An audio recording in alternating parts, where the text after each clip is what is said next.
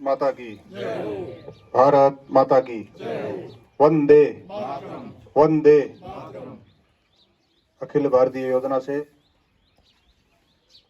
समूचे देश में भारतीय जनता पार्टी संगठन में चल रहे प्रशिक्षण शिविरों के क्रम में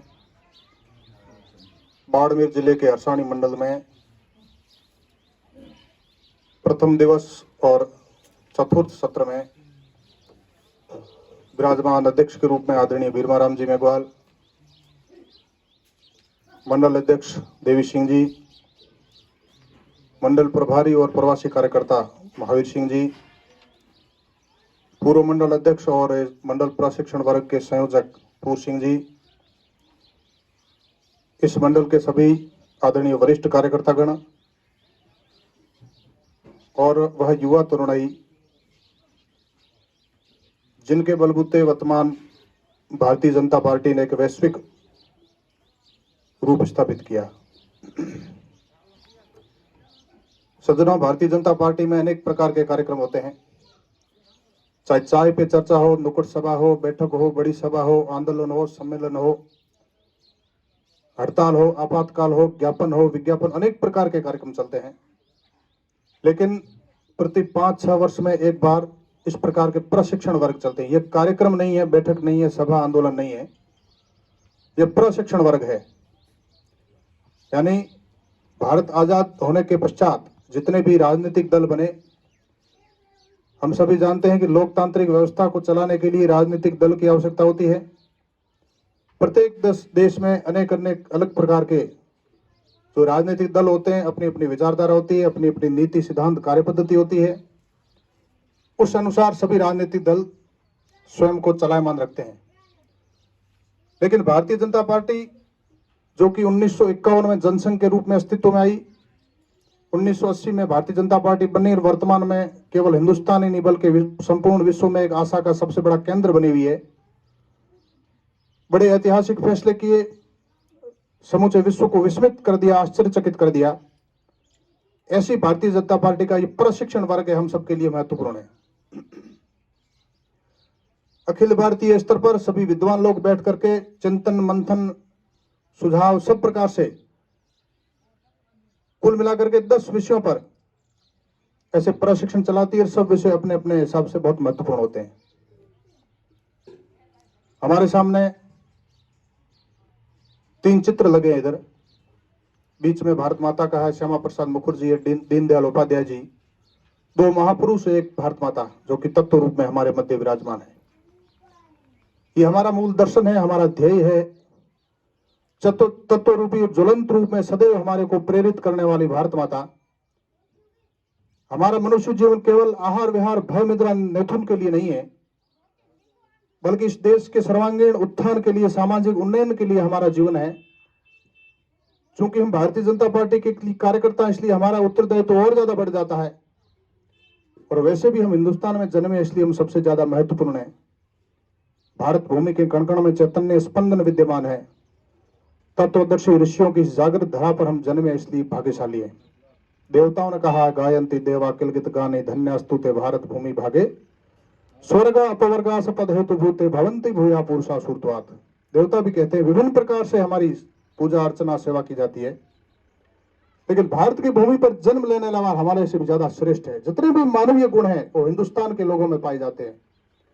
वसुधैव कुटुंबकम के भाव हो, चाहे सर्वे भवन्तु सुखिनः के भाव हो, चाहे कृण्वन्तु विश्वमारिंभ के भाव हो, एक विशालता का दृष्टिकोण रख करके, व्यापक दृष्टिकोण रख करके, समग्रता का दृष्टिकोण रख करके एक सच्चा भारतीय जो संपूर्ण विश्व के साथ में एक भातृत्व भाव का जो व्यवहार करता है, वो विश्व में अन्यत्र कहीं नहीं है। धृति क्षमा दमो स्थिम शौचम इंद्रिय निग्रह धीर विद्या सत्यम क्रोधो दशकम धर्म लक्षणम। ऐसे मानवीय गुणों को अपने जीवन के और इस एक मूल आधार में रख करके, मूल संकल्प में रख करके समूचे समाज में इस प्रकार का व्यवहार करता है। और देश के सर्वांगीण उत्थान के लिए इन महापुरुषों ने एकात्म मानववाद की जो कल्पना की, उस आधार पर राजनीतिक दल के कार्यकर्ता होने के नाते हम जो अलग विशिष्ट पहचान छोड़ते हैं, वो सबके लिए अनुकरणीय होती है। बीच में भारत माता का चित्र है, हिमालयम समारभ्य यावद हिंदू सरोवरम तम देव निर्मितम देशम हिंदुस्तानम प्रचक्षते। हिमालय से लगाकर हिंद महासागर के मध्य विशाल देश केरल से केदार, कच्छ से कामर, विविधताओं से भरा हुआ देश है। लेकिन यह देश है, nation is the first, Bharat सबसे पहले देश है, देश पहले। ये हमारा मूल संकल्प है, हमारा मूल ध्येय है, हमारा लक्ष्य है, उद्देश्य है। तभी तो महापुरुषों ने अपने जीवन के मूल संकल्प में देश को रखा है, देश रक्षा समम पुण्यम, देश रक्षा समम व्रतम, देश रक्षा समम योगो दृष्टो नेव च नेव च। ये हमारा मूल विचार है। आज का मेरा विषय मूल हमारी विचारधारा क्या है? भारतीय जनता पार्टी केवल प्रधान, प्रमुख, विधायक, सांसद और राज्यपाल, राष्ट्रपति बनने के लिए नहीं है सजना। एक व्यवस्था के अंतर्गत निश्चित रूप से प्रधान, प्रमुख, विधायक, सांसद बनते हैं, लेकिन उसके साथ साथ राजनीति के माध्यम से व्यवस्था परिवर्तन, समाज परिवर्तन कैसे करना है, राजनीति में एक पथ अंत्योदय, प्रण अंत्योदय, लक्ष्य अंत्योदय का संकल्प कैसे सार्थक करना है, और राजनीति के माध्यम से बहुत सारे स्लोगन हम जो पढ़ते हैं, सबका साथ, सबका विकास, सबका विश्वास, कैसे स्थापित किया जा सकता है, वो भारतीय जनता पार्टी का मूल मंत्र अन्य दलों में नहीं है। हम बात करते हैं हिंदुस्तान आजाद होने के बाद में, सजना, भारत आजाद होने के बाद में एक भौतिक रूप से भारत स्वतंत्र हो गया। क्रांतिकारियों लंबे संघर्ष करने के पश्चात कोई अहिंसात्मक तरीके से लड़े, कोई हिंसात्मक तरीके से लड़े, भिन्न भिन्न प्रकार के बलिदान देकर के हिंदुस्तान को आजाद तो कर दिया, लेकिन वैचारिक रूप से अंग्रेज या विचार हिंदुस्तान में छोड़ करके चले गए। वो चाहे खान पान में हो, चाहे वेशभूषा में हो, चाहे भाषा में हो, वैचारिक अधिष्ठान पाश्चात्य ही रहा। महात्मा गांधी, अरविंद घोष और बाल गंगाधर तिलक के भारतीयता के विचार को भुला दिया गया। भारत माता के उद्घोष और वंदे मातरम के उद्घोष को विस्मृत कर दिया गया। तथाकथित धर्मनिरपेक्षतावादी और पाश्चात्य संस्कृति का जो बीजारोपण वर्षों पहले हुआ था, वो भी भारत में जमे रहा। इसको समाप्त कैसे करना, बाहर कैसे निकालना है, कुछ लोगों के मन में आया। लेकिन सज्जनों, हम जानते हैं कि राजनीति शक्ति का सबसे बड़ा केंद्र होता है। देश की पहली सरकार में सरदार वल्लभ भाई पटेल के कहने पर डॉक्टर भीमराव अंबेडकर और डॉक्टर श्यामा प्रसाद मुखर्जी को कैबिनेट मंत्री बनाया गया।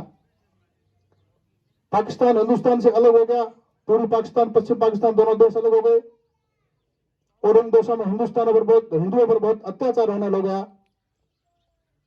विभत्स अत्याचार, निरंकुश धर्म के नाम पर उन लोगों ने बर्बर अत्याचार करने प्रारंभ कर दिए। हिंदुओं के आग्रह पर नेहरू ने, उस समय के पाकिस्तान के तत्कालीन प्रधानमंत्री लियाकत नेहरू ने एक समझौता किया, लियाकत नेहरू समझौता। लेकिन वो समझौता करना ही एक हिंदुओं के साथ में अत्याचार का बीजारोपण वहां से हो गया था। उसी से आहत होकर श्यामा प्रसाद मुखर्जी ने और डॉक्टर भीमराव अंबेडकर ने उस सरकार से इस्तीफा दे दिया। उन्होंने कहा, सरकार तुष्टिकरण के आधार पर केवल चल रही है। कांग्रेस आंदोलन का नाम था, कांग्रेस राजनीतिक दल नहीं था। सारे क्रांतिकारियों ने हिंदुस्तान में एक होकर के, संगठित होकर के देश के लिए, सुभाष बाबू जैसों ने बाहर जाकर के योजना बनाई, कुछ लोगों ने यहां बनाई, अलग अलग प्रकार से घरों में छिपे रहे, राज्य छोड़ने पड़े, गिरी कंदराओं में जाना पड़ा, जेलों में ठूस दिया गया, अमानवीय अत्याचार सहना पड़ा। लेकिन उन्होंने विभिन्न प्रकार से हिंदुस्तान को स्वतंत्र कराने के अथक प्रयास निरंतर सतत जारी रखे, और उन महापुरुषों के विचार को भुला दिया गया। कांग्रेस एक मिश्रित अर्थव्यवस्था, समाजवाद एक सामुदायिक अर्थव्यवस्था, और साम्यवाद निरंकुश शासन तंत्र के सरहारा के इस अराजकता का ये जो तंत्र है, समूचे हिंदुस्तान में राजनीतिक रूप में छाया रहा, स्थापित रहा। साम्यवाद ने तो समानता के आधार पर सबका शोषण किया, और मजदूरों के लिए चाहे नारा दिया हो, चाहे चारों तरफ उन्होंने अपनी एक रूस और चीन के द्वारा स्थापित साम्यवादी नीति को अपना करके अब तक भी हम देखेंगे तो अकादमिकों में आज भी विद्यमान है वैचारिक रूप से। तो इन सबसे आहत होकर के डॉक्टर श्यामा प्रसाद मुखर्जी को लगा कि देश में दूसरे राजनीतिक दल को बनाने की महती आवश्यकता है। राष्ट्रीय स्वयंसेवक संघ के तत्कालीन पूजनीय सरसंघ चालक तो पूज्य गुरु जी के पास गए, और उन्होंने आग्रह किया कि दूसरा राजनीतिक दल बनाने की आवश्यकता है, और राजनीतिक दल बनाया, जिसका नाम दिया भारतीय जनसंघ। 1951 में स्थापना हुई, जिसका मूल दर्शन था सांस्कृतिक राष्ट्रवाद, अंत्योदय, एकात्म मानववाद, अर्थायम, विकेंद्रीकरण और स्वदेशी भाव। और ये जो मैंने पहले जिक्र किया, साम्यवाद, समाजवाद और कांग्रेस, इनके बाद में स्वतंत्र पार्टी बनी, वो भी कहीं न कहीं धर्मनिरपेक्षतावादी और पाश्चात्य विचारों की अनुगामी रही। और धीरे धीरे इन्हीं राजनीतिक दलों से टूट करके कुछ लोग अति महत्वाकांक्षी और सत्ता लोलुप लोग, उन्होंने देश में अलग अलग क्षेत्रीय दल बनाए, और वो भी क्षेत्रीय दल कहीं कहीं इन्हीं विचारों से पोषित होकर के और धर्मनिरपेक्षतावादी के उस चोले को ओढ़ करके इसी प्रकार देश का शोषण करने का कार्य किया।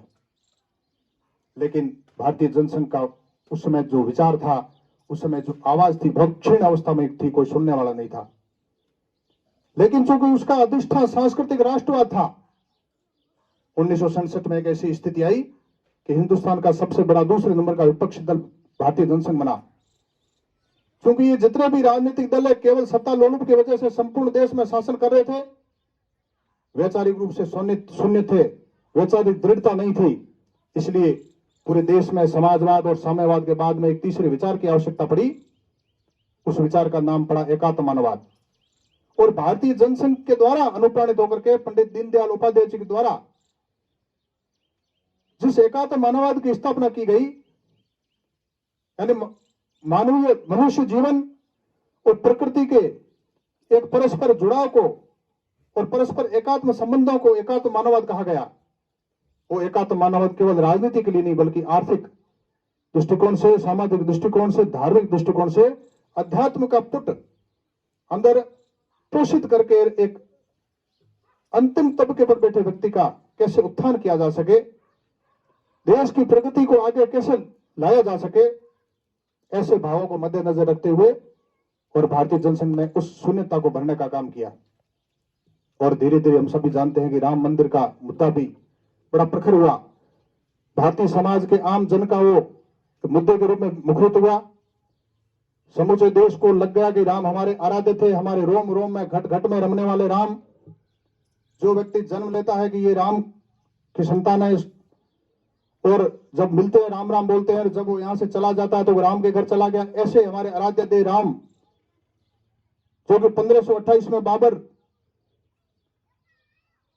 बाबर आक्रांता के समय उस मंदिर के ढांचे को बिखेर करके एक दूसरा ढांचा बना जिसका नाम बाबरी मस्जिद दिया मीर बाकी ने। वहां पर हमारा अस्तित्व बरकरार रहना चाहिए, ये भाव सभी भारतीयों के मन में आया और पूरे देश में ये आंदोलन मुखर हुआ। उससे सांस्कृतिक राष्ट्रवाद और ज्यादा प्रखर हुआ। और उसके बाद हम सभी जानते हैं कि मंडल कमीशन के माध्यम से, जातिवाद के माध्यम से कांग्रेसियों और साम्यवादियों और समाजवादियों द्वारा उस वैचारिक शून्यता को भरने का काम किया गया, लेकिन वो सफल नहीं हो पाए।